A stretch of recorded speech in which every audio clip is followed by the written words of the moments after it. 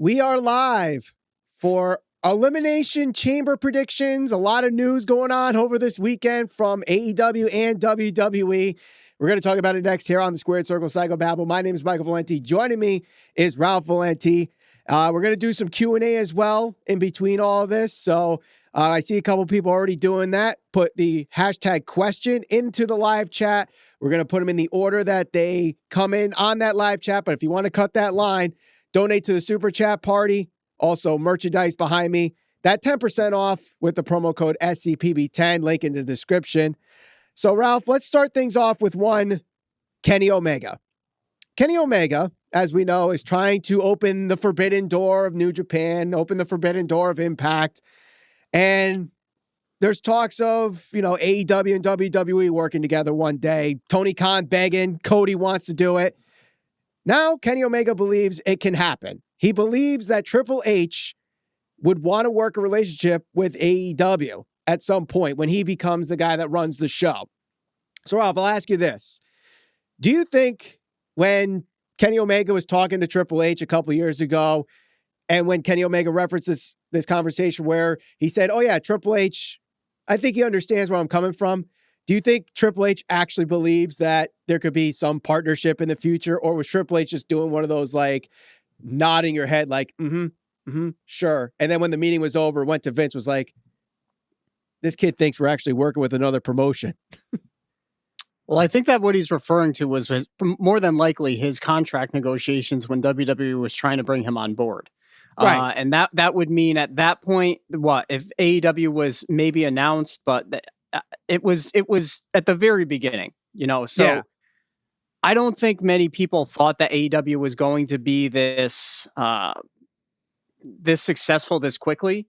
And I can't honestly say that right now sitting here, even if Vince McMahon right now, I mean, let's face it, Vince is in charge, but if Triple H takes over, I honestly think there is no chance at any point ever that WWE is going to work with AEW. It's just something that I can't see them doing. No, I think that Triple H has a mind for the business, and I think he wants to do certain things. And he's talked about this. He wants to go over to Asia.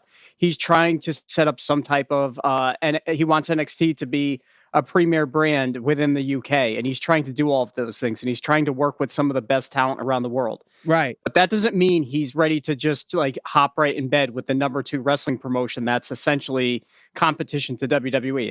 It's not going to happen. No, it's I think the only way that WWE would have benefited from working with the number 2 promotion ever was if they worked with WCW ever, and they never did. And yes, they were going over rating supremacy and all that stuff during the Monday Night Wars and whatnot, but I would never think WWE would work with the number 2 promotion in the world. It's that would be like the NBA working with the ABA instead of just buying them out and dissolving the league. That would be like the NFL working with the AFL before they all merged and became the NFL as one big bubble and you had 2 conferences. The NHL working with the AHL kind of thing, although the AHL is really a minor league, not really a number 2 promotion, but that same concept. I can't really see, I can see WWE working with other promotions like they are with Progress, Evolve, stuff like that, but I don't see working with WCW unless or AEW, sorry. Right. They're always working with a promotion that's pretty much several steps below what they're currently doing. I mean, WWE right now is the biggest wrestling promotion in the world. It's not even close. And the companies they're working with, like you mentioned, they're much smaller. We're talking about Evolve. Even back in the day when they were working with other promotions, they were working with ECW, but ECW essentially was, it was a step above, I guess you could say, independent wrestling. They had a TV deal. They didn't have a TV deal. It was kind of back and forth. A lot of the guys were essentially trying to solidify themselves as top guys in the industry. Some of them did and were able to do that, and some of them never were able to. Right. But they're not going to go out there and allow some of their top guys to go out there and work with the likes of the Kenny Omegas, the Young Bucks. It'd be great. I mean, as a fan, of course you'd want to see it. It's not something WWE is going to do. I don't think they gain anything from it. Right. And that's the big thing. And even Kenny brought this up in that interview with Talk Sport, where this all stems from. Even if one company got 5% increase in viewership, the other one got 2%. They both win. It's not like one did better than the other.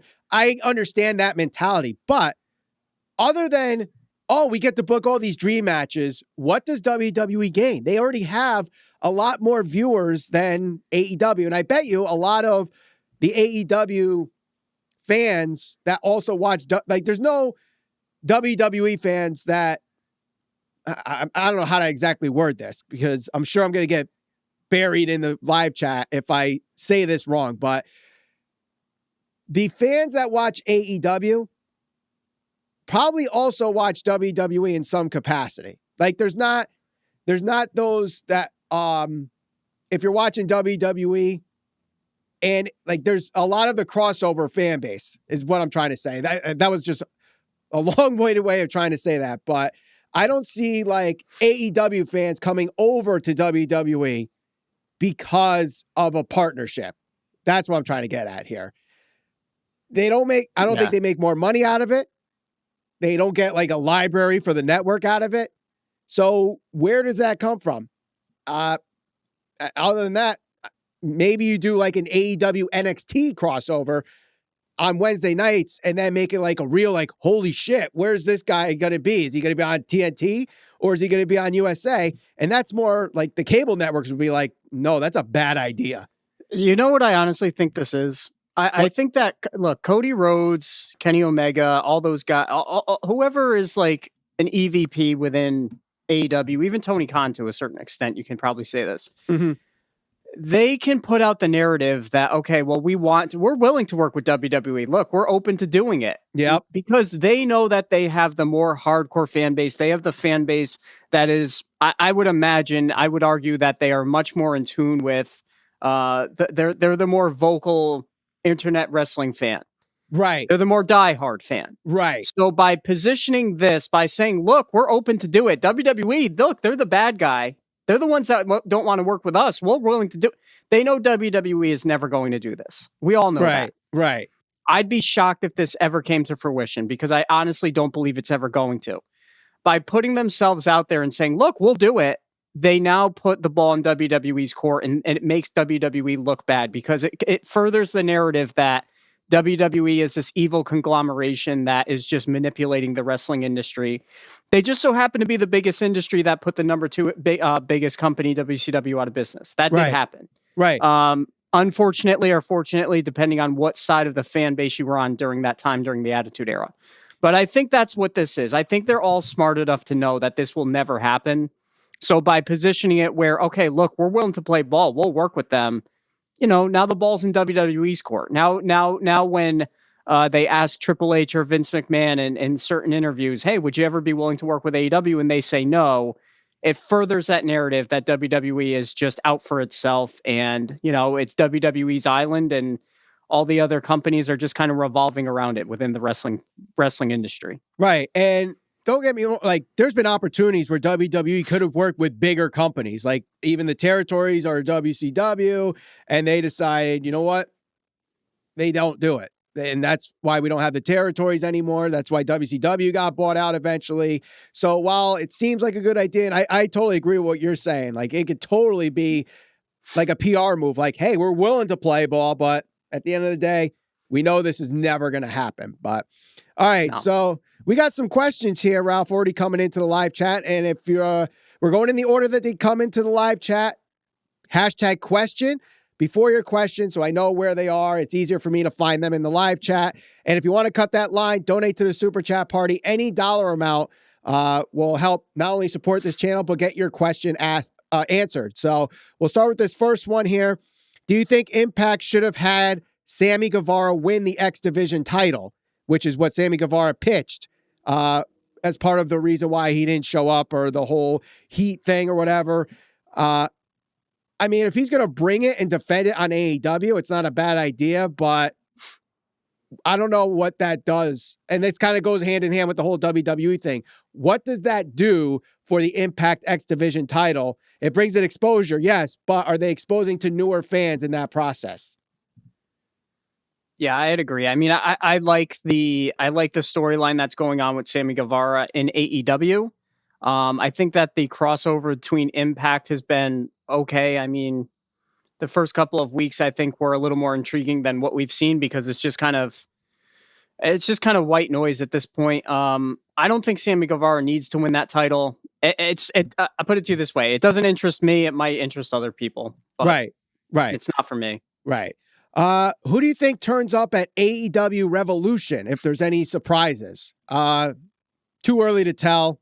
Stories aren't really progress. I mean, the stories just started to progress this past Wednesday on Dynamite, but I don't really Maybe know. Zelina Vega. Maybe she becomes like the manager of Santana and Ortiz after they break away from the Inner Circle. Yeah, it's possible. And that's one of the rumors that I saw kind of circulating around, and I think that would be great if they were to do that. Yeah, I think it would. I mean, Zelina's a great promo. I don't know how. I mean, Santana and Ortiz aren't bad, but if they had Zelina in there to progress the storyline, she'd be really good for them. Next question here, Ralph. Why are you burying the cat? Where's the cat? Cat's asleep. I don't know. He's kind of burying himself. Maybe he's going to make some type of grand entrance later on. You know, I think that cat would get us more subscriptions than just us coming on here live every week giving predictions. Maybe we should just put him on the screen from now on. You know, it's funny because after we got off one of the live chats last week, I told my wife, I'm like, you know what we should do? I bet you would get us a lot of views and a lot of subscribers. You know how during the Super Bowl, they have like a squid or an octopus or some weird animal decide who wins the game, and it ends up that they always pick the winner. Mm-hmm. We should have your cat predict the matches before we go live, and we'll put a video up like 2 days before the pay-per-view. So like Mr. K predicts the Elimination Chamber, and he just picks based off, we'll like show him pictures of each wrestler in each match, and he just scratches at the one he thinks is going to win. And he'll probably be more accurate than we are. He might be. You know, it might be something we have to consider, especially considering, like I said, he may be a little more popular than you and I both on this podcast. So, well, they do say that cat videos are number 2 most watched videos on the internet behind porn. So maybe that's what we need to do. But all right, next question. Yep, next question, Ralph, is Elimination Chamber the worst card for a pay-per-view, or is it the worst build for a pay-per-view? I don't think either. Do you think it's a bad card, Michael? No, I don't think it's a bad card at all. I'm looking forward to this I'm looking forward to this pay-per-view because there's so much uncertainty. I really don't know what direction they're going to go in tonight. And I think that makes for an interesting pay-per-view, especially considering all of the subtle stories look, WWE drops the ball a lot of times. And I think that, especially on the SmackDown side of things, I'm intrigued to see what direction the 2 chamber matches go. I'm intrigued to see what some of the storylines, storyline progression we get on some of the mid-card storylines that we've seen. So I mean, I'm intrigued. I'm watching and I'm excited for it. So yeah, I don't think it's been bad. I really don't. No, I think the builds have been very good, especially on SmackDown. And I tweeted this out. I feel like SmackDown has been the most consistent show out of the 4 weekly cable shows, being Raw, SmackDown, Dynamite, and NXT.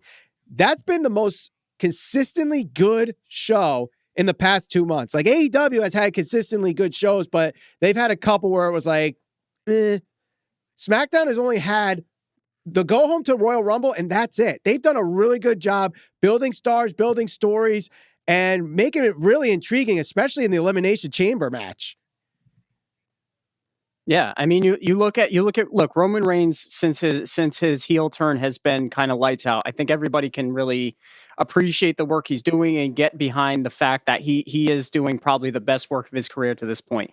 Add in the fact that you now are teasing the match between him and Edge. Now, is that the match that I think that WWE should make? I think that it's more logical to book Edge and Drew McIntyre. But look, the storyline progression that we've seen over the last 3 or 4 weeks, I would say that the match between Edge and Roman on paper and just the story itself has been good.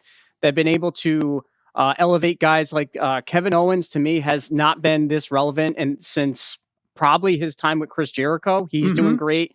Cesaro certainly looks like he's in a position where he could potentially be knocking on the door to potentially upper mid-card main event guy, especially, look, if he doesn't end up winning the Chamber tonight, even if he loses to Roman after he wins, because I do think he is going to win. That a little spoiler for my prediction later.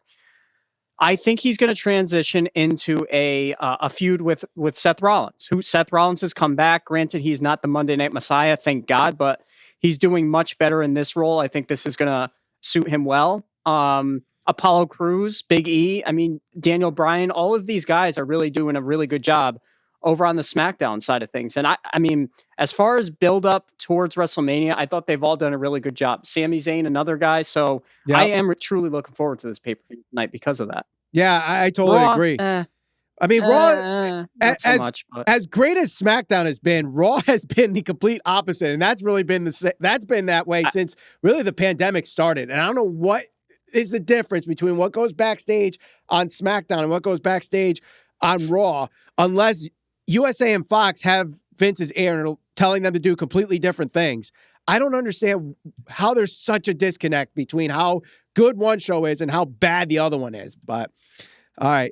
It truly is mind-boggling. Yep. All right. Ralph, let me ask you this, because you weren't on our last episode. I had to do a quick review on Thursday, but what do you think about the announcement of the exploding barbed wire death match for AEW Revolution? You could use a Cornette accent if you want, because I feel like you're going to channel your inner Cornette with this response. Let me start off with the Cornette sigh. Silence. Fuck. I don't know. I'm conflicted. To quote Cornette, I'm conflicted. Do I want? Look. All right. You're driving down the highway. There's a nasty car crash off to the side of the highway. Do you slow down and look? Every single time, every single person. This is why other accidents occur, because you're going to stop to look. Yeah. If there is a car crash, if this match is going to serve as like a car crash, hey, look at me, like a little kid throwing a temper tantrum in the corner and you just can't look away, it's going to be successful. I think, look, Moxley to me is a guy that is a very, very good wrestler. Kenny Omega is a very good wrestler. Omega is, I would say, one of my favorite wrestlers right now, currently active in pro wrestling. Moxley, he's a good wrestler, but he's choosing to do all this deathmatch stuff, and it's kind of like, is that what's going to define his run in AEW? I understand what Kenny Omega picked this match. I don't know. That's the thing. I don't know. And you kind of brought this up. I kind of want to follow up with this. I feel like now Moxley is a good wrestler, but I feel like he's using these no DQs, death match, whatever, as a crutch. Even the matches that are supposed to be wrestling matches always end up on the outside for half of it. And it's hard for him just to have a match. And I mean, there's nothing wrong with it, but at some point you got to keep it in the ropes. And yes, the refs should enforce it when he's trying to get out of them in a regular match. But, if he keeps doing this over and over, can he get that same, does he get that same reputation as like a Terry Funk during his later age, or Cactus Jack, where they have to do this stuff to get a pop from the crowd? And while Cactus Jack, Mick Foley main evented some pay-per-views, eventually a WrestleMania, can you be a face of a company under that same wing? I just think that for Kenny Omega, because if you think about this, if you go back, the narrative was always, okay, well, look, Moxley, you beat me at the lights out match, but you can't beat me in a pure wrestling match. Like, Kenny Omega is, like, at his core, he is a professional wrestler. Like, that's his strong suit. Like the 7-star matches against Okada, the instant classics, things like that. Like, in the ring, that's where he's best suited. Right. So it just kind of contradicts the original storyline and the original goal, where he was telling Moxley, look, you may beat me in all of these death matches and no DQs and all of those things, but you can't beat me in a pure wrestling match because I am the best wrestler in the world. So to see them go down this path, I mean, unless they build it up where Kenny Omega pretty much is saying that he has to prove to himself that he can beat Moxley at his own game. Yeah. They could do that. I don't think. No, not at all. I don't think that's the direction they're going to go, but I don't know. I I'm not going to crap on it because honestly, I'm going to watch it. I'm probably going to enjoy it because even though it's going to be like blood and guts and whatever else, I mean, Yeah. I used to like it back in the day when Mick Foley used to do it. But to me, when you have guys that are that good, because Moxley is good when he wants to be, and Kenny Omega, we know how good he is, they should be able to just go out there and have a wrestling match and just be able to steal the show based on pure wrestling. But right. And maybe, I don't know what they're going to gain from this. Maybe this is a way for Kenny Omega, the actual person, not the on-screen performer, to just prove to people like he's more than just finger pointing and, you know, looks like Harpo Marx kind of thing, like the Jim Cornette critics of the world. Like he could be the badass that you guys want him to be if he's considered the best in the world. But I think it could be a good match, an entertaining match. But at the same time, when I see Kenny Omega, I do not see death match. I don't see explosions. I don't see barbed wire. He just seems a little too goofy for that kind of thing. But who knows? He could prove us wrong. But let's move on. You know what that warrants? What's that? Dummy. Yeah. Little LA Knight, Eli Drake for you. But let's stick with AEW on our next news bit here. Thunder Rosa versus Riho. Big match in the Eliminator tournament. A lot of people are excited for it. Those that are waiting for it to be on AEW Dynamite, well, not happening, bro. Tony Khan announces on Twitter that this match will be airing on a special screening on Bleacher Report. It's free, so you don't have to pay anything, but it's free. And he's saying that with the outreach that Bleacher Report has on Twitter and Instagram, this is a way for them to get a new audience. Do you think this is going to work? Do you think this is a good idea for one Tony Khan?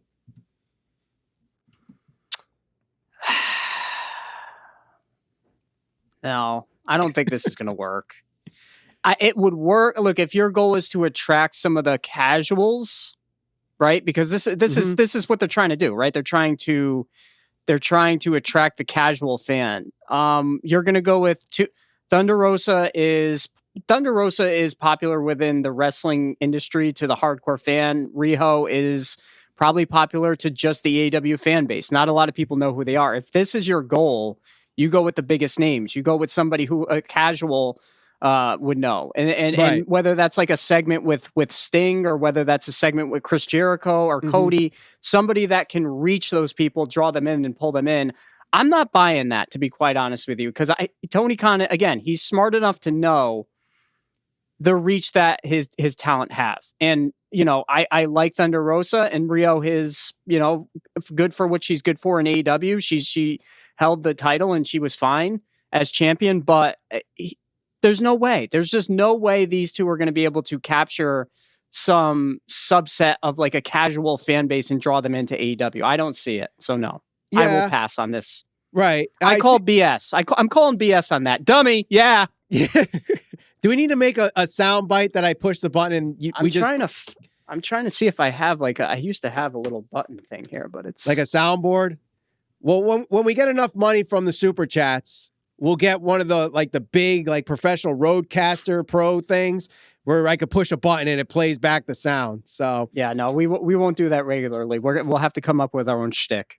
Yeah, maybe, but I think I could do Cameron Grimes to the moon. You could do LA Knight's dummy, yeah, or Eli Drake's dummy, yeah. So, but I just saw in the live chat someone pointed out that it was, Thunder Rosa living in Texas. She couldn't get out to the tapings, and I guess that was the fact with a lot of people, which is part of the reason why this match is going to be on Bleacher Report as like a live screening.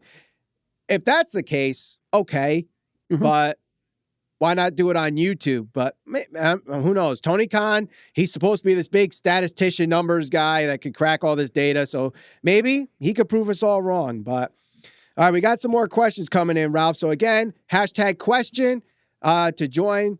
We'll answer your question in the order they come into the live chat, but you could cut that line in the super chat party. Raise some money so we could get that Roadcaster Pro and start using some sound bites during our podcast here. So, Ralph, here's a question for you, I believe. So we talked about earlier with Sammy Guevara and the X Division title. Do you think this kind of goes hand in hand with what Nick Aldis talked about, where we talked about this a couple weeks ago and having these title for title matches?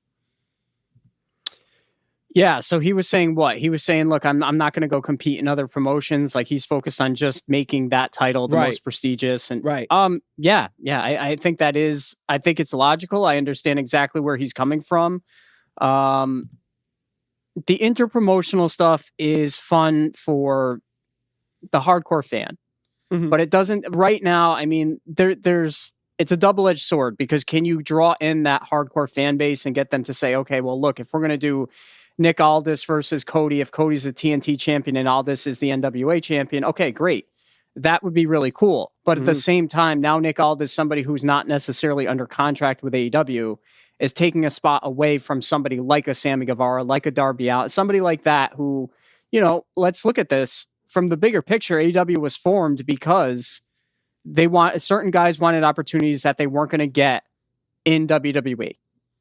And for a majority of them, that's why Dean Ambrose, now Jon Moxley, went there. That's why Jericho went there, because they weren't going to do a whole lot with Jericho. Cody was Stardust. So you're taking those opportunities away from those. You're taking the ability for those guys to go out there and prove that they're capable of much more. If you're going to give spots to the likes of the Good Brothers or Nick Aldis, whoever it may be. So. Yeah, sometimes I think they should pick and choose, and they should do it on a limited basis, and certainly not on a weekly basis like AEW has done. Right. I agree with you 100% on that. So let's go to the next question here. Which match will main event? I don't know if this is tonight or WrestleMania, but the WWE Championship or the Universal Championship? I think in either regard, I think Universal for both. Yeah, I probably would agree with that. I gotta admit, I don't think Drew McIntyre or whoever the WWE champion is main eventing either night of WrestleMania. I think the first night's going to be Sasha and Bianca, and the second night's going to be Roman and Edge. I would agree. I mean, right now, and you probably can draw that conclusion because right now Sasha Banks is doing quite a bit. The feel-good story and the up-and-comer, with everything that's going on there with Sasha Banks and that whole storyline, that to me will probably main event one night. And, with Drew McIntyre, I mean, who's he going to go against? Sheamus? Okay. On paper, sure. It'll be a good match, I'm sure, but that's not, a lot of people aren't going to want that to main event WrestleMania. No. I mean, it might have a good story behind it, but I don't know. Unless the story is like really, really captivating and really, really like must see, and it draws a huge ass ratings bump, I really don't see it. And it sucks because McIntyre had to be the main event of when no fans were there. Now that fans are coming back, he's not going to be able to do that. So, he's been the guy that's carrying Raw. Only way it happens is, if Brock comes back for one more match against Drew, or not really one more match, but for a big match against Drew. Right. Then that will, as Michael Cole likes to put it, what's that always cheesy? The complexion, the landscape and complexion as dress. Shut up, Michael Cole. Just stop. Same lines. Now, a vintage win for Sommelier this past week. Vintage. What the hell's a vintage win?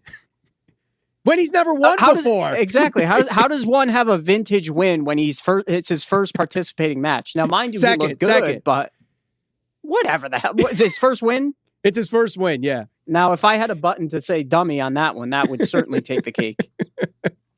Yeah, but this wasn't in the live chat, but I got to bring it up because you're bringing up Michael Cole. Who is a worse commentator in your opinion?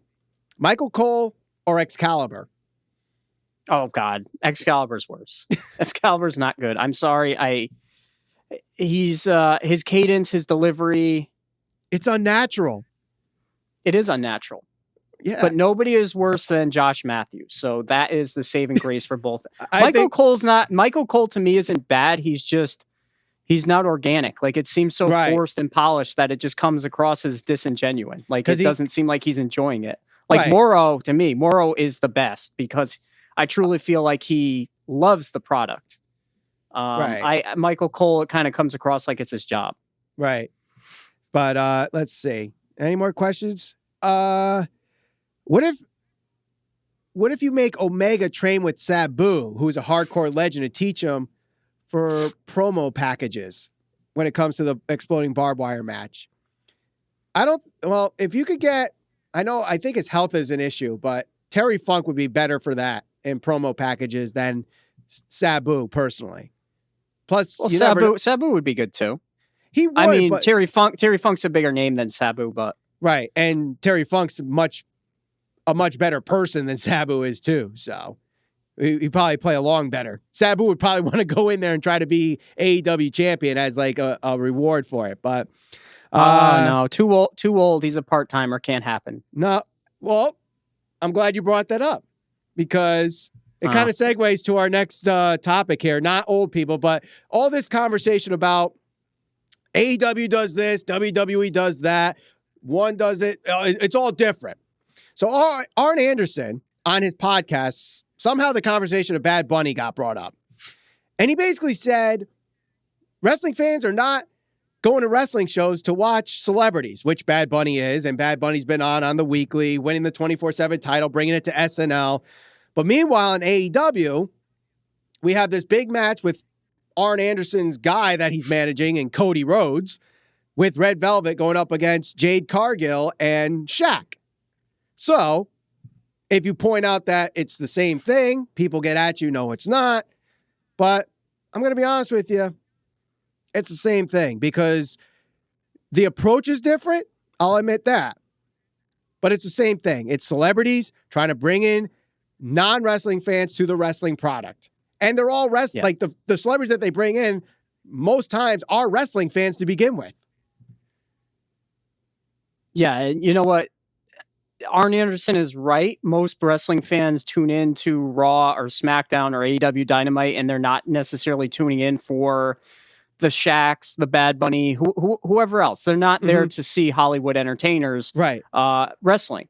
But that's not the point. You hit the nail on the head. The reason that these people are brought in is to help expand their product and to expand the people that are tuning in. So yeah, you might get some casual fans who tune in to see Shaq versus Cody, and you may get some casual fans who decide to tune into Raw to see Bad Bunny to see why he's on TV. I mean, he was number one for merchandise. I think it was like over 1 million T-shirts or something like that. Yeah. So I mean, it's working. And not only that, but Damian Priest essentially is kind of getting some type of extra exposure because of this relationship. So first of all, I don't know why people care. To me, this just brings out the worst in the pro wrestling fan base because it gives people an excuse to argue over something that is so beyond pointless and so ridiculous. Is Arn Anderson right? Yeah, he's right. But at the core of it, whether it's Shaq, whether it's Tyson, whether it was Andy Kaufman back in the day, these people these celebrities are brought in to help widen the fan base, which is good. And as a fan, you should want them to do that because the more exposure they get, the bigger they get, the more money they make, that means they could sign additional talent, establish the talent from other promotions. Right. So to argue and go back and forth over something as silly as this and try to say, oh, well, it's different. The thing that drives me more insane than anything else is just somebody simply saying, oh, well, it's AEW, it's different. Okay, well, if that's your only argument, that's not good enough. That's so lazy. Like, actually come up with some type of stance and some type of rebuttal. Ultimately, to me, these are all the same thing. They're there to get casual people invested in the product or hope that they will. Right. Now, I mean, there's some people out there that will say it's different because Bad Bunny won a title.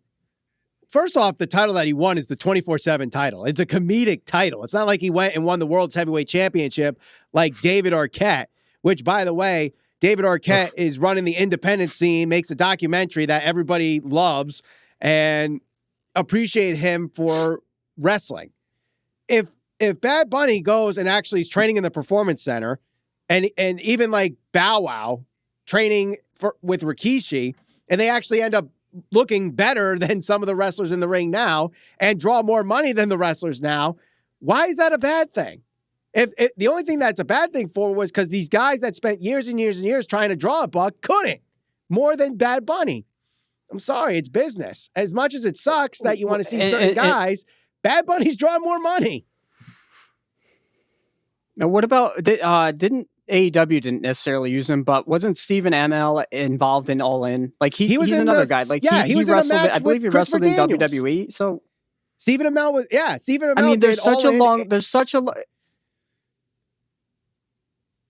Go ahead. There's just such a long list of celebrities that have competed in pro wrestling throughout the years that I just this whole argument is just, it's silly. There's no point in even having it. Right. Let's see. Are there any more questions coming in? Actually, here's a question that just popped right in here, and I think this is the most recent. So actually, there's two here. So let me go with the first one. Do you see the Briscoes in AEW? Do you see Rey Fenix as the next AEW champion? Briscoes maybe eventually, but I don't know how far left their careers are, and I don't know what their contract status is with Ring of Honor, but maybe if they want to have one last run somewhere else outside of Ring of Honor, AEW is probably the best bet. Rey Fenix as the next AEW champion? No, it would probably be either Pac or Hangman. Yeah, I'd agree. Briscoes to AEW would certainly make sense because it would help us depending on where you view their tag team division, it would certainly help establish that division, and they get, a pretty solid tag team in the Briscoes. Rey Fenix, I don't think he's going to be champion anytime soon. No, maybe TNT champion. Maybe. It depends on who wins that Face of the Revolution ladder match. I know he's not in it, but he's got that match this coming Wednesday with him and Lance Archer, which that's going to be an interesting match. You got two, like the David versus Goliath concept usually works 9 times out of 10 in a wrestling match. So let's see.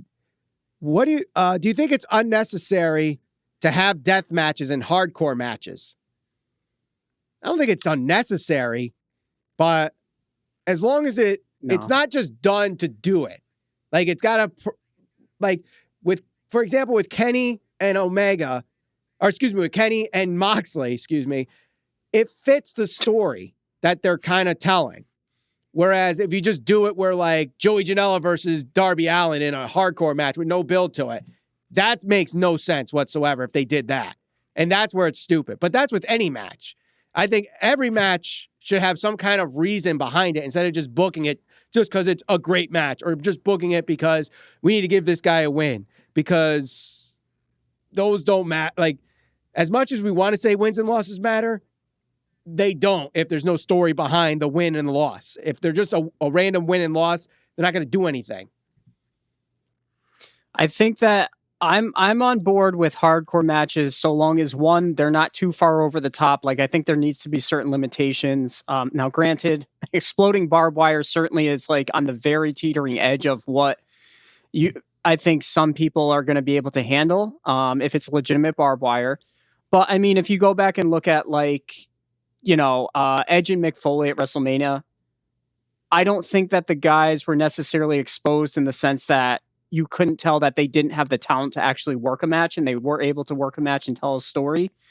But like when you start using broken glass and like fluorescent tube lighting, that to me is a little overboard, and it's going to turn off a lot of people. It's mud show shit. It is. Yeah. Like staple guns and, there's only a certain percentage of the fan base that actually wants to see that type of stuff. So long as they go out there and they deliver a good match and it's within, I guess, acceptable standards, if you want to call it that. But That's the thing. Everybody's got a different barometer for, okay, well, some people are like, for me, broken glass and the lighting tubes, that's overboard. But for some people, like, they tune in for that type of stuff. So I don't know. Yeah. It all depends who you ask. Right. Now, obviously, some people might be old school. Some people might be new school. And that kind of segues into our last story before we head into our predictions here. And that is Matt Riddle. He was asked about the comments that Undertaker made, calling today's era soft. They're too busy playing video games where we had guns and knives and whatnot. Matt Riddle responded, and basically he said that humanity has evolved and they're more intelligent, hence why they're soft to guys like The Undertaker. Meanwhile, Matt Riddle himself, being a former fighter, showing that there are real tough guys still in wrestling. They just don't act like they did backstage during The Undertaker's time. So, Ralph, what do you think of this whole thing? And I know we touched on this a couple of weeks ago with the Undertaker, talking about being soft and whatnot. Does he have a case? Does Matt Riddle have a case with his argument? What do you think about this? I think this generational argument happens in almost every single sport. You've heard this in football where linebackers say, "Oh, well, we were tougher. We played by, we had less rules. You can't hit the quarterback anymore." In the UFC, I remember Chuck Liddell saying, "Well, the guys go in there. They don't want to mix it up. I'm paraphrasing here. This isn't exactly what he said, but essentially saying they fight safe. They fight to, take people down, win points. They don't try to go in there and knock each other out." Right. These things happen. Everybody wants to try and protect the generation that they worked within, whether it's any sport. They're always going to protect the generation that they played within. Matt Riddle, I think that parts of his comments are not going to be taken very lightly, and there are going to be people that take exception with what he said, considering The Undertaker is one of the most respected guys in the industry ever. Right. And even Matt Riddle said that he respects his opinion, but he just disagrees with it. I was just kind of, some of the things he said, I think were a little ill-advised, and it won't suit him well, and it's not going to do many favors in WWE. But at the same time, I think Matt Riddle certainly has a case. I don't think that people that wrestle, or guys that wrestled during Undertaker's time, were any less intelligent. But maybe nowadays people are making smarter choices. Maybe. I mean, but that's... But I do love learn from the past. They did Matt Riddle did make a quote about wellness policies, and he's like, "Oh, we have this wellness policy," and I'm like, "You failed wellness policies so much that UFC got rid of you." Now, granted, things are much different, even from when he was in UFC till now, with the reason why he failed those wellness policies. But it's just funny how he's like, "Oh yeah, we're soft because we have wellness policies now." It's like, you're contradicting yourself, dude, because you failed those wellness policies. But speaking of Matt Riddle, let's talk about Elimination Chamber. He's in a triple threat match for the U.S. title. Now, card subject to change because there's reports that Keith Lee could be out of this match for an injury, undisclosed. This is what Dave Meltzer said, so take that with a grain of salt. But assuming Keith Lee is in the match, does that change your prediction? And if not, who wins? I think Lashley needs to retain here. You do? I think because I think that they've honestly been trying to somewhat build him up as of late. I think that having this be a triple threat, if it doesn't actually end up being a triple threat, gives them an easy out. Keith Lee doesn't necessarily need to be pinned to lose this match, so Matt Riddle can get pinned, and you help protect Keith Lee, and then maybe they transition into Keith Lee and Bobby Lashley, and Keith Lee can get his first title victory, and we'll see where it goes from there. So yeah, I'm going to say Lashley retains. I don't know. I think the title's switching because the way they've been building up Lashley, they can have either Riddle or Keith Lee win without him being involved in the decision, but build him up to be possibly the new number one contender for McIntyre heading into WrestleMania. I've seen some people speculating that's where it seems like that's the approach that they're going. So I don't know. I think if there is going to be a title change, I think Riddle's going to win. Now, I don't know if, the thing that he said about Undertaker forces Vince to change his mind on that, but I could see Matt Riddle winning, getting his comeuppance with Lashley, but Lashley, beats him up one last time and then moves on to bigger things because the Hurt Business, wants the WWE Championship. McIntyre and Lashley had a match last year, but Lana got involved. So they could bring that story back. Like, you never really beat me. I got distracted from Lana.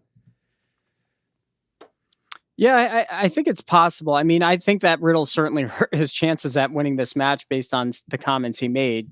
And again, I'm not saying I agree or disagree with his comments, but there are going to be people that, take his comments the wrong way. So if anything, I could see Keith Lee potentially winning, but I still think that Bobby Lashley is going to win tonight. Yeah. I know some people want to see Lashley versus Lesnar. So if you have him drop the title, you could book it, but I don't see it happening either. But if it does, they need to do it in the fight pit. Put it in the fight. That'd be cool. That would be really cool. But next match, women's tag team championship match. We have the SmackDown Women's Champion, Sasha Banks and Bianca Belair going up against the women's tag team champions, Shayna Baszler and Nia Jax with her Hole. Does the Hole persevere in this match for retention, or do we see Banks and Belair basically become the two-woman power trip? No, I think Nia Jax and Shayna Baszler need to win this. I mean, we've seen the feud before where, okay, well, the two people that are essentially going to be facing each other win the titles, and then, further down the road, they lose them because somebody accidentally bumps into the other, whatever the case may be. They don't need to do it. They don't need to go down that route to build up Sasha and Belair. Just continue to do what they've been doing. We don't need to see them as tag team champions. Let's just see them feud. Right. No, I agree. We let them feud or whatever, but I think also the fact that they had this match on March 3rd with Raquel Gonzalez and Dakota Kai, and they kind of hinted at, the feud and started the feud on NXT this past Wednesday. I don't think that a switch now, although it'd be great to have Bianca and Sasha on NXT, they would definitely get the ratings boost over Shayna and Nia Jax, but that would be one of those, we're just doing it to pop a rating kind of things and not necessarily doing it for storyline purposes. But the women's tag team titles have had a little bit more, at least story focus than the last few months. So I think Nia and Shayna need to retain here. So I'm going with the retention as well. Next match, actually, because we have very few matches. I think there's 6 announced, but one of them's going to get tossed. That's the Asuka Lacey Evans. I don't think that's going to happen due to Lacey Evans' pregnancy. So maybe there's an open challenge. We'll talk about that a little bit after. But let's talk about the WWE Championship Elimination Chamber. Go ahead. Before you move on, so Charlotte comes out, answers the open challenge, wins the title, and the IWC melts. Or they go nuts because Rhea Ripley's the one that does it. I would love for that to hain, but and then Charlotte, I'm still waiting for, I don't know why they're waiting so long to pull the trigger on her. Because they want to wait for the WrestleMania story. They got to get the belt off Asuka somehow.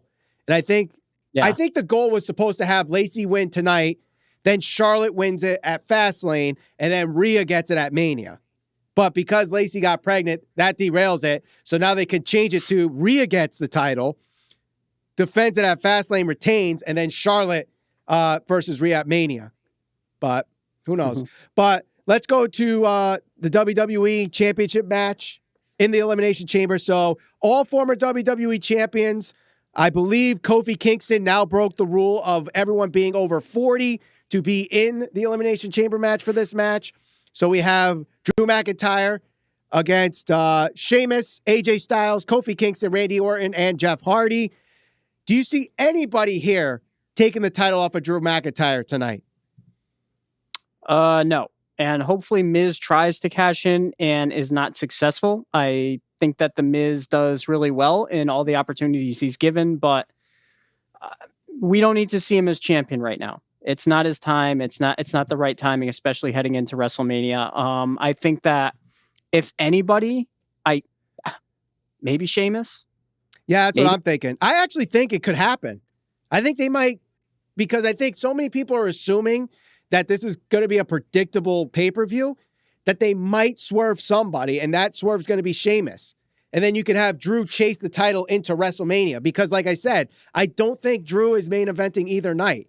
So you can have this build and have the story as an undercard match, and he gets the win in front of fans for the title regardless. Yeah, and you kind of give him the opportunity to get that feel-good moment that unfortunately he wasn't able to get last year because, obviously there was no fans there. So, I would be open to that. I don't necessarily have a problem with Sheamus and Drew McIntyre. I wish that maybe there was a little more star power there, just because, again, I think that Drew McIntyre has done such a great job carrying that. Last week in that gauntlet match, Drew McIntyre busted his ass and proved that he truly is the guy that should be champion, at least on Raw, and maybe even SmackDown if he was there. Well, as long as Roman's there, I don't think that happens. And that's the thing. Like, we've talked in the past about them trying to build up Drew and Roman as a main event at WrestleMania. I don't see how they can get there now if they wanted to. So yeah, I mean, if anybody's gonna beat Drew, I would be open to Sheamus. Right. I just wish there was a little more star power in that match, but you know what? I'm not going to complain about it because I still think it would be a good match itself on paper. Now, one thing I will say about this, now, obviously, Drew and Sheamus are probably going to be the focal point of this match, but you also have Kofi and AJ, and they have their story going. You have Randy Orton and whether or not The Fiend is going to show up and cause him to get eliminated. That's possible. Jeff Hardy, I think, is the only one here that I don't know what they're going to do with him and what his purpose is other than a high spot or two. And Kofi could be that high spot guy as well. Does Retribution get involved and cost him his spot? And does someone else take his place? Does Ali come in and take the place of Kofi Kingston, triggering that storyline? For once, it looks like Raw might actually have some multiple storylines portraying in one aspect here, in one storyline. Yeah, and you know, I don't know what's going on. I mean, there's a couple other guys too that we haven't necessarily seen on TV. Everybody's talking about Aleister Black. I mean, if they're gonna try to make somebody go and, you know, pull the switcheroo like what happened with, I believe that was Kofi back like 5 or 6 years ago, where he got injured and somebody took his spot. You're talking about when Edge did it? Yes. Yeah. That was like I thought it happened again. I thought it happened after that, but anyway. Because Edge cashed in the Money in the Bank at New Year's Revolution after Elimination Chamber match. Then the year after was when he did the whole Kofi got attacked and he took Kofi's spot. I think that was 2011. I mean, two guys that come to the top of my head if they're trying to reestablish them and put them right in the well, actually three. Damian Priest. I don't know if that's going to legitimately happen. Murphy. And Aleister Black. I mean, if you're trying to reestablish a guy, why not have them go in an elimination chamber with all these established stars and have them go out there and look good?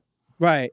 Now, with Damian Priest, I think what I think is going to happen is if the report from WrestleVotes is true that Bad Bunny's going to have a tag team match at WrestleMania, I think it's going to be against Miz and Morrison for the Money in the Briefcase Money in the Bank briefcase.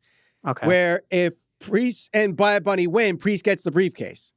Priest wins, eventually cashes in on the WWE champion.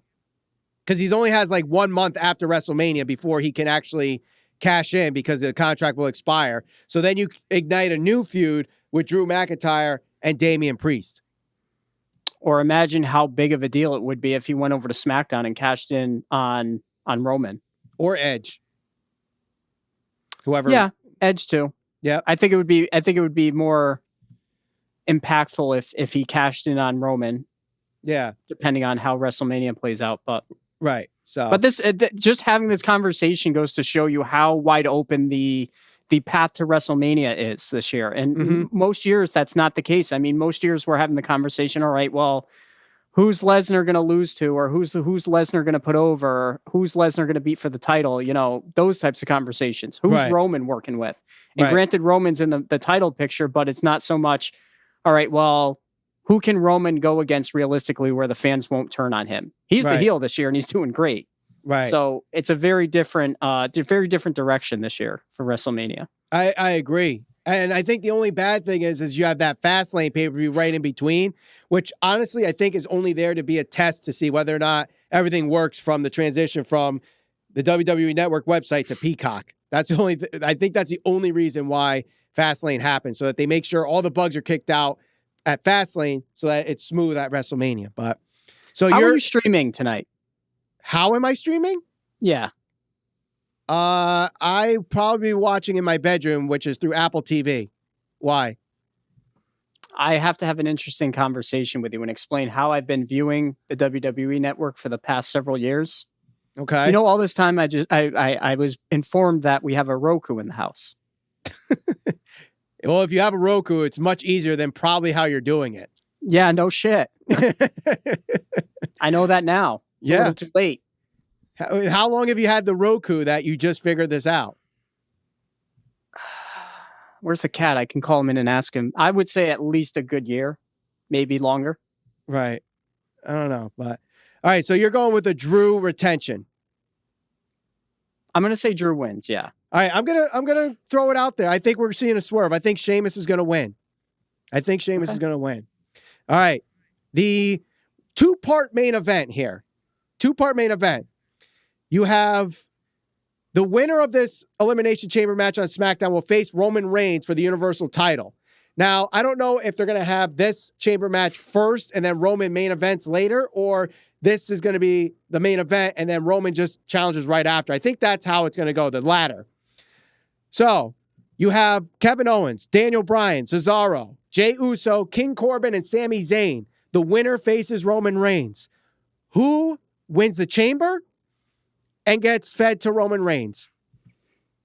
So it's a foregone conclusion. Roman's leaving tonight with the championship. I mean, how do you not assume it? This is such a heel move where, okay, I'm the champion. I'm the head of the table. I do what I want. I'm not going in the chamber. I'll defend the title like my contract says, but I'll do it against the guy that already went through 30 minutes in the most hellacious structure in sports entertainment. I say Cesaro. Cesaro's going to win. I think that they've built him up for a reason, and the unfortunate reason is now, look, I know that a lot of fans are going to get upset by this. You need to make somebody look strong going into Elimination Chamber, assuming that person wins and goes on to face Roman, because Roman needs to be a legitimate contender heading into WrestleMania. There's no better guy. There's nobody hotter on SmackDown right now than Cesaro. I think Daniel Bryan would be great in that position and believable, but Cesaro to me has the most momentum over the past 3 or 4 weeks. I think Cesaro wins. That will help cement him as that upper mid card guy that a lot of people want to see him in the position where he's in a main event. He'll transition from a loss to a feud with Seth Rollins, and we'll see what he's made of. I mean, if he can go out there and he can prove that he's a main eventer, I'm all for him being a champion somewhere down the line. I think his shortcomings, like we've talked about all the time, is just his ability to show that he's charismatic, and I don't know if he's capable of that. But if he's going to feud with Seth is strong on the mic, and we'll see what Cesaro can do. But I think that Cesaro wins the chamber and loses to Roman. I think the story is definitely being told that Seth and Cesaro are eventually going to have some story heading into WrestleMania, or at least Fastlane. I don't know if that means Cesaro wins the chamber tonight, because I think you could do one of 3 things. You could have Kevin Owens win, Roman beat him clean, and finally end this story with those 2. You can have Daniel Bryan win, and maybe this plants the seed for Roman and Daniel Bryan if Edge is not going to challenge him at the main event of WrestleMania. Cesaro obviously is a possibility. You can even do Jey Uso, and Jey Uso wins, and he just lays on his back. No figure poke of doom. I knew somebody was going to say it, and I didn't know. I didn't actually think it'd be you that brought that up. But no, well, please, God, it's a possibility, though. Oh, yeah, and how good has that? That would be up there with along the likes of who was it? Jeff Jarrett that laid down for Hogan and no. Don't go down that path, for the love of God, please, no. Can we at least agree that the match that we've never seen before will probably not happen, and that is Baron Corbin versus Roman Reigns? I don't know. Realistically, I think it might be a possibility. I that would be the least of the concerns that I have for the night. It would be interesting if Jey Uso won and Roman told him, look, you're going to lay down, you're going to do the job. And then he super kicked him and legitimately tried to beat him for the title. And they could still work their way out of that, because Roman could say, look, I respect you for doing that. You're trying to do what's best. I don't know. But I wouldn't be on board with Jey Uso winning it. Just poke. No, if they do that, forget any build to WrestleMania. Even the mainstream audience would hate that. Forget the IWC. Everyone would hate it if Jey Uso won and just laid for Roman. That would be stupid. Yep. But so I'm going with Daniel Bryan. I think Daniel Bryan is the one that wins the chamber, loses, and then we'll start some story either for Fastlane or even Mania where Roman and Daniel Bryan have their championship match. Because that's a money match. That's a main event match to me with the fans' chosen one versus Vince's chosen one. I don't know if Vince sees it as a WrestleMania main event, but at least he sees it as some kind of main event. And he's done it before at, believe it or not, Fastlane. Mm-hmm. So, all right. We'll get a few more questions in before we head on out. Again, thank you all for joining us here. If you want to support the channel, any dollar amount to the super chat party with your question, we answer it in that as soon as we see it. Also, we have merchandise behind me available 10% off with the promo code SCPB10. Link in the description. And all right, let's go over some final questions here, Ralph. Let's see. Do you think that the Money in the Bank ladder match needs to be at WrestleMania? And do you see Johnny Gargano and Tommaso Ciampa ever feuding again? I'm fine with where Money in the... quite honestly, if there's any pay-per-view that should be moved, I actually think it probably should be Elimination Chamber. I think Money in the Bank should still be its own pay-per-view. Johnny Gargano and Ciampa... I know they had their little... Well, it was kind of like that no DQ on... that it wasn't really a lights out one final match, heartbeat thing, like their cinematic match. Yeah, I mean, I think the fans deserve better for that to be like the bookend of a rivalry that really carried and put NXT on the map, because I think it did. That's kind of unfortunate, but I think they could revisit it easily. They could, especially now that Ciampa is more of a baby face and Gargano's the heel. I mean, we've seen it so many times. I don't know how they can really revisit that, but I'm one that does not like, I'm with you. I don't like these themed match pay-per-views or match themed pay-per-views like TLC, Elimination Chamber, Hell in a Cell. It loses the prestige of the match. So I would definitely move Elimination Chamber, not even have it like you can have Fastlane or No Way Out between Rumble and Mania. You don't need two pay-per-views. Get rid of one of them and just have one between the two. But yeah, the problem I think with Elimination Chamber is, you go through a Royal Rumble to earn a number one contendership spot, and then you essentially win the Elimination Chamber to earn like a title shot or even win the championship, depending on how they book it. It just makes things really complicated. To me personally, I think that with the way fans are now and the fact that they just don't have the attention span, most people, to pay attention from Royal Rumble to WrestleMania, I'd be for either moving the Royal Rumble out further or WrestleMania sooner, just because I think it makes it really, really difficult to book from point A to point B with that much time and that many pay-per-views in between. Right. You could do a Saturday night main event in between. You could. And put it on Peacock or NBC or both and get a lot of people watching. Because I think if you do it, I bet you if you did a Saturday night main event in February or March, like after the Super Bowl, when it's like kind of a lull in the sporting world, they might be able to get a lot of viewers for it. But didn't NXT do it at halftime once? They did, right? They did halftime heat. Yeah, that was what, 3 years ago? Because it was Adam Cole. I think it was Undisputed Era, Ricochet, Aleister Black, Velveteen Dream were in there. So that might have been right before. Was that before Mania 35 in New York when we went? Was that the Super Bowl before that? I don't know. I'm sure someone will tell me in the live chat. But next question: which wrestler, past or present, would you like to invite to your podcast? And why? Also, it's his birthday, so happy birthday to you for that question. Past or present, anybody I want. Anybody you want, Ralph, that you'd love to interview on the podcast? Probably Stone Cold Steve Austin, just because I always was biggest fan of his. So yeah, I don't know. I mean, I'd love to. I mean, it would probably never happen, but just to pick the brain of Vince McMahon and see what he thinks. I know a lot of people would love to get that interview and see, like, oh, why didn't you book this guy? Why didn't you book that guy?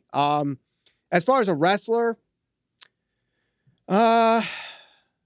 Triple H. Triple H would be an interesting one.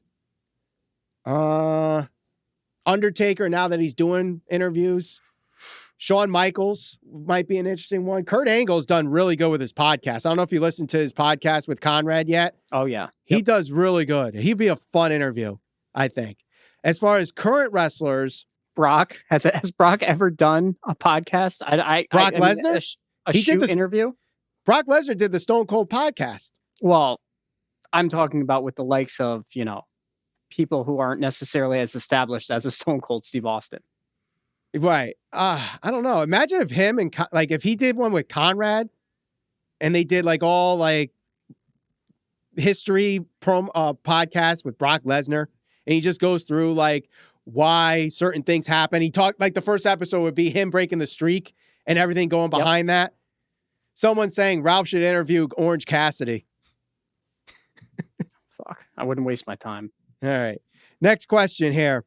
Do you think Sasha Banks works better as a heel than a babyface, even though she's booked as a babyface right now? Yes, I do. I agree. And I think that's why they're going to turn her. She's going to be the heel in her and Bianca Belair feud there. She should be. Following the AEW pay-per-view, does it make sense to have MJF target Darby for the TNT title, introducing Sting and Jericho? Seems like a draw while providing Sting a safe, notable opponent. I don't know this. I don't understand the second half of that. But I think he's saying if assuming Darby and Sting are still kind of joined at the hip there, at least now you can have Sting work with somebody who's safe. Oh, okay. Similar Yes, in okay. age and okay. Yeah, I got it now. That's not a bad idea. I think Darby with the TNT title hasn't really done much, despite having one of the longest, if not the longest reign. And maybe it needs a heel like MJF to be out there just showing like he's the face of TNT. And I know he's not going to be in the ladder match because he's in the tag team championship match, but further down the line, MJF could definitely go after that TNT title without a doubt. That's a good idea. Yeah.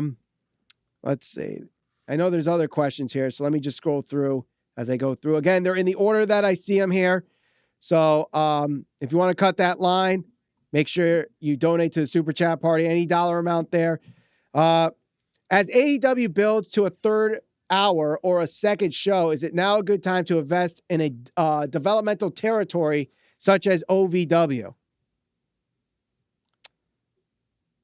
They kind of don't need to do a developmental territory because they just hire independent wrestlers to be part of Dark. So I don't know if they necessarily need to have a developmental territory. Plus, Cody and Dustin have the Nightmare Factory. So that's kind of like a developmental, even though it's not a territory or a promotion, but at least it's a school that some would like to progress into AEW. Right. Can you see Seth Rollins bring a stable to SmackDown with the likes of Aleister Black, Bo Dallas, and Chad Gable? Because it seems like this is a wrestler that would listen to Seth.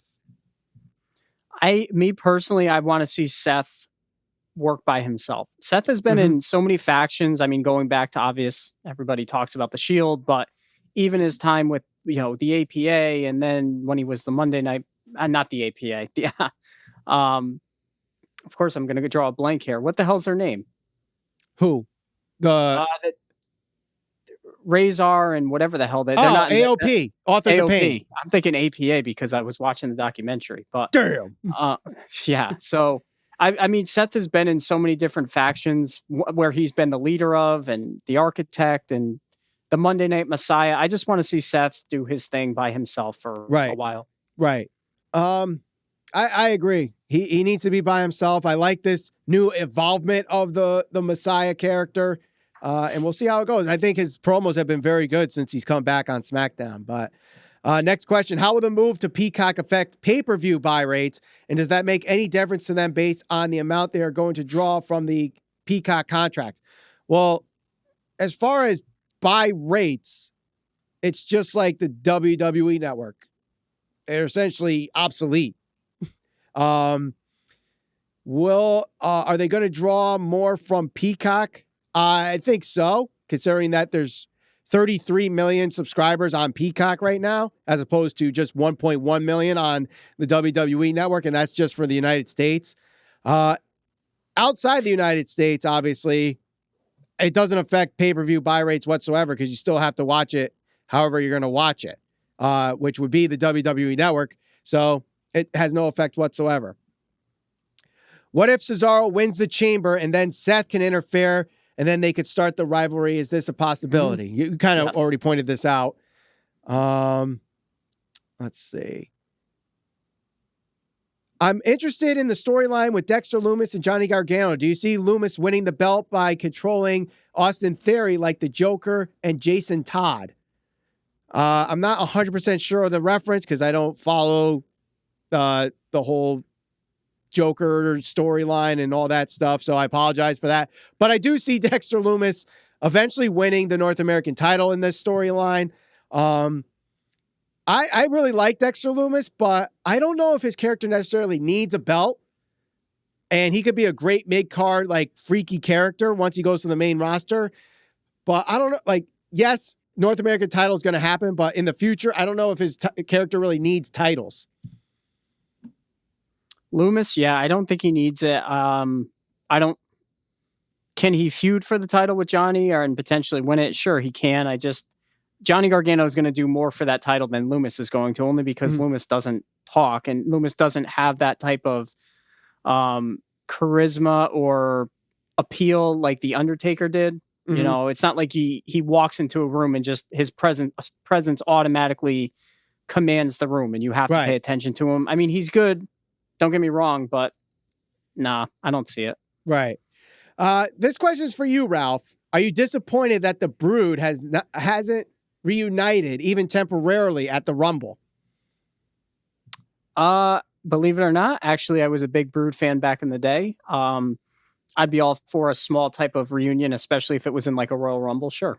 Yeah. Disappointing. I mean, if this year, if Christian came back, they had Edge win it, they could have had Gangrel show up as a surprise entrant. That would have been a cool moment.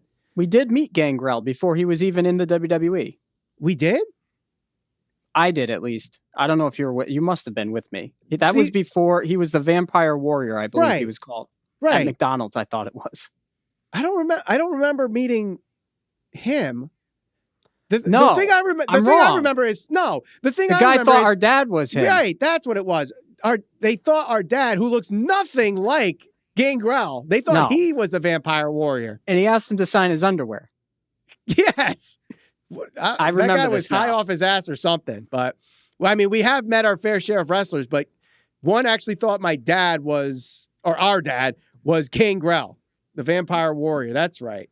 I think maybe because he has like very long canine teeth. I don't know why. And this is where you see the issue with idolizing somebody like Stone Cold Steve Austin, because when you have too many Steve Weisers growing up and partying throughout your years, you tend to remember things a little bit. It alters your perception of reality. It changes quite a bit. So right. Next question here. Is the NXT Evolve thing developmental for NXT? Yes. That's basically what it is. I mean, this is the partnership that they have with Evolve that eventually turned into the buying Evolve. And now it's going to have its own show. And those people are going to go from Evolve to NXT, from NXT to the main roster.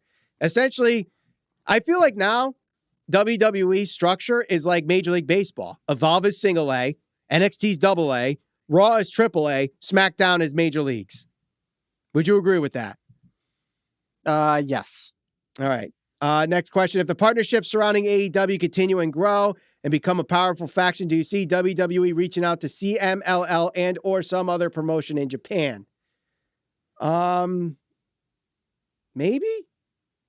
But CMLL works with New Japan. So if New Japan works with CMLL, they're probably more likely to work with AEW, even though AEW works with AAA. I don't know. It becomes an interweave, so I don't know about that one. They're going to work with other promotions, but more like smaller independent promotions, not necessarily something like CMLL. Agree? I'll agree with you. Yeah. You hit the nail on the head. There's no point in me going on. Right. Let's see. Next question. Do you think that John Morrison and Miz is going to feud over the Money in the Bank? I think that Jason Jordan is coming back and become a tag team with Chad Gable. I don't think Jason Jordan is coming back, at least anytime soon. Miz and Morrison will feud. I don't know if it's going to be for Money in the Bank. Like I said, I think they're going to have that tag match. Damian Priest wins that Money in the Bank, and that's probably what starts the feud, because maybe Morrison takes the pin and Miz loses his briefcase without even getting pinned. Yeah, I mean, I think that eventually they are going to have to feud. I don't know if it's something that people are going to be all that into, because, I mean, we've pretty much seen that in the past. You know, Miz turned on Morrison back when the Miz, I guess you can even say, became kind of who he is today, or the first step towards becoming who he was today. So right. I think we'll see it. I just don't know if it's something that people are going to be all that interested in. Right. Let's see. Next question here. How long before we see Miz and Maurice versus Morrison and Valkyrie? Oh, yeah, that could definitely happen too. Yeah, I could see that. Definitely. Let's see. Next question. This is going to be the last one here.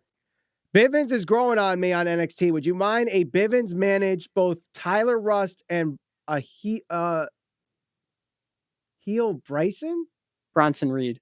I think he means Bronson Reed. Oh, okay. Bronson Reed for a storyline with Kushida. And do you see Shane bring Killshot to NXT?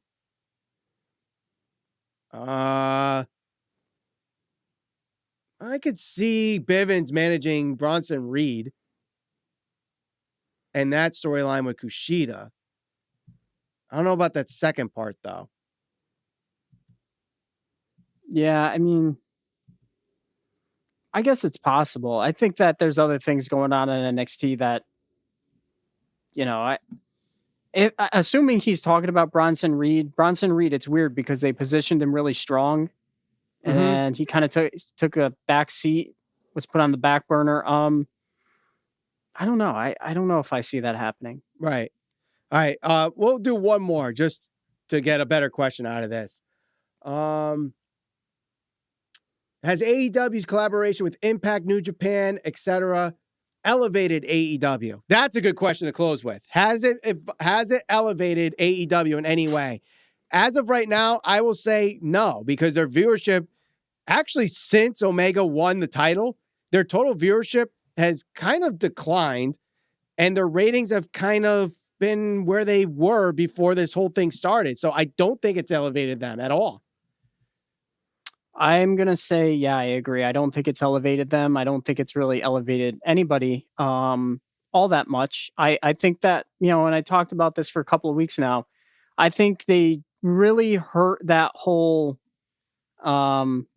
talent sharing partnership where they have guys on their show each and every single week. Like it when you do that, and when it's not as scarce and it doesn't seem like something that's special, it loses its ability to feel special, especially to the fans that tune in and tune out. Or I should say tune in, but fans will tune out if they feel like, okay, if I'm going to be able to see the Good Brothers on AEW every single week, it kind of loses its appeal.